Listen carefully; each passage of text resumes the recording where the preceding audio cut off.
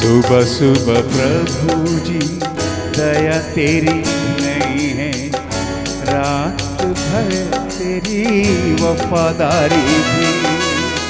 सुबह सुबह प्रभु जी दया तेरी नहीं है, रात भर तेरी वफादारी भी। वर्णन करूं मैं कैसे प्रभु जी, करता रहूं मैं बस तेरी स्तुति। वर्णन करूं मैं कैसे प्रभु जी, करता रहूं मैं बस तेरी स्तुति। ऐ मसीह तू महिमा पाए, नाम है तेरा महान। जय मसीह की। एक और नया दिन हमारा परमेश्वर हमारे लिए प्रदान किया। आज के दिन आशीषित रहें, आज के दिन विश्वस्त रहें। स्वागत है आप सबका इस कार्यक्रम में। आज की रोटी शीघ्र ही आने वाला प्रभु यीशु मसीह के मधुर नाम से प्यार भरा नमस्कार स्वागत भी करता हूं। आइए हम प्रार्थना करें। स्वर्गीय पिता परमेश्वर, आपका पुत्र यीशु मसीहा के लहू हम में से प्रत्येक को धोकर शुद्ध करता। उस लहू के सामर्थ्य में प्रभु आज के दिन हमारा जीवन उत्तम से उत्तम रहने पाए। हम पर कृपा और करुणा करे, तेरे कृपा दृष्टि हम पर निरंतर बने रहे। प्रभु जी, हमारे देश के प्रति मध्यस्थता करते प्रभु। हमारे जो अधिकारी लोग हैं, जो बीमारियों में हैं, समस्याओं में हैं, हम उन्हें याद करते हैं प्रभु, उन्हें चंगाई दे। जितने भी प्रिय लोगों ने प्रार्थना मांगे हैं, इस समय पर दुख और मुसीबतों में हैं, हम उनके लिए धन्यवाद देते। जो लोग खुशी के जीवन व्यतीत करते हैं, आशीषित रहे प्रभु, मगर आपके साथ के रिश्ता उनके उत्तम रहे। धन्यवाद। हमसे बातचीत करेंगे यीशु मसीह के नाम से, आमीन। आज के मनन के लिए हम प्रभु के पवित्र कलाम से एक वचन पढ़ेंगे। उत्पत्ति के पुस्तक 47वें अध्याय के 7वें वाक्य। तब यूसुफ ने अपने पिता याकूब को ले आकर फिरौन के सन्मुख खड़ा किया और याकूब ने फिरौन को आशीर्वाद दिया। याकूब जोसेफ के बारे में हम लोग प्रभु के पवित्र शास्त्र से पढ़ते हैं। उत्पत्ति की पुस्तक 47वें अध्याय में हम देखते हैं जोसेफ अपने प्रत्येक कष्ट, कलेश, दुख, मुसीबतों से स्वतंत्र होकर अपने पिता को फिरौन जो मिस्र के राजा हैं उनको लेकर आमीन मिस्र के राजा फिरौन के सामने खड़ा करते हैं।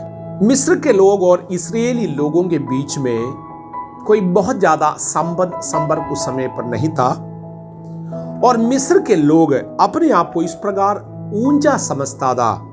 फिरौन के लोग कभी भी इस्राएल के लोगों के साथ यहां तक कि भोजन भी नहीं खाते थे, क्योंकि इस्राएल के अधिकतर लोग चरवाहे हुआ करता था और उनको एक अशुद्ध पीढ़ी, अशुद्ध प्रजा फिरौन और उनके देश के लोग मानते थे।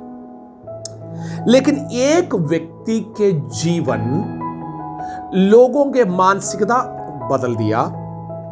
एक व्यक्ति के जो संबंध प्रभु के साथ ठीक होने के कारण एक राष्ट्र को जोसेफ बदल पाया।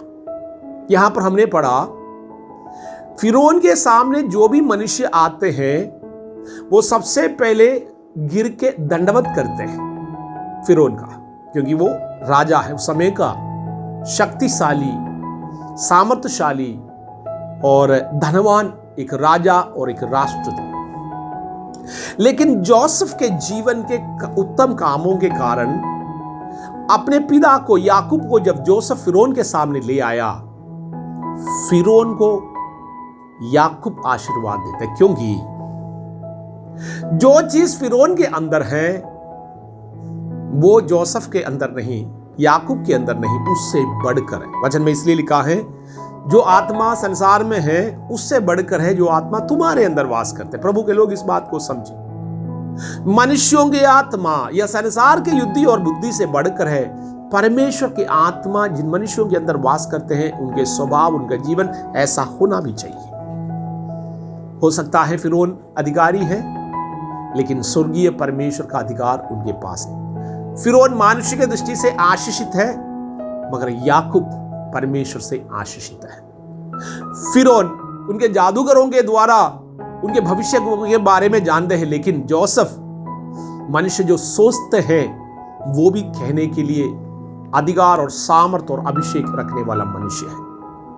वास्तव में आशीष आत्मिक आशीष है, सांसारिक आशीष नहीं है। फिरौन अगर याकूब को आशीष देगा, उसको ज्यादा से ज्यादा कुछ जमीन दे सकता है, अच्छे उनके भेड़ बकरियों के लिए चारा दे सकता है, पानी जहां पर है, चारा जहां पर है, हरियाली जहां पर है, ऐसा जगह वो दे सकता होगा। लेकिन फिरौन को जब याकूब आशीष दिया, वो ये संसार की चीजें नहीं है जो कुछ समय के लिए पहले थे अब नहीं है, पहले जो अच्छा था लेकिन अब तो आमीन खराब है, इस रीति का नहीं, स्थायी रहने वाला एक आशीर्वाद। याकूब फिरौन को आशीष दिया। मेरे प्रियो प्रभु के लोगों, हम लोगों को आशीषित धन से या अन्य प्रकार के नाशवान वस्तुओं से नहीं। हम जब कहते हैं हम लोगों के आशीष के कारण बने, उसका मतलब स्वर्गीय आशीषों के लिए कारण रहे। जोसेफ जब बंदीगृह में थे, गुलाम थे, उनके हाथ में कोई भी ऐसा वस्तु नहीं था वो उनके अधिकारियों को दे सकता था।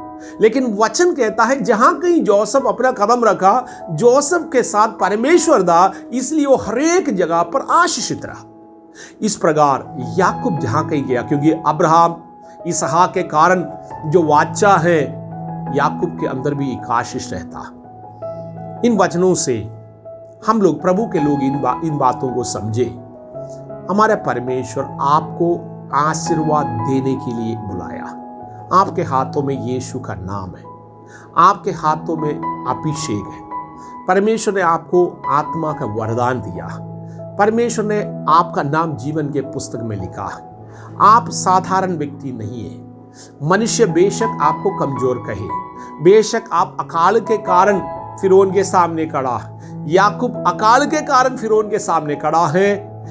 फिरौन के पास अनाज बहुत है, फिरौन सारे संसार को जोसेफ के द्वारा खिला सकता है, लेकिन जो परमेश्वर की ओर से जो आशीष है वो केवल याकूब के पास है, जोसेफ के पास है, जिसके अंदर परमेश्वर की आत्मा है, जिसके साथ परमेश्वर ने वाचा बांधा है, उसके अंदर है।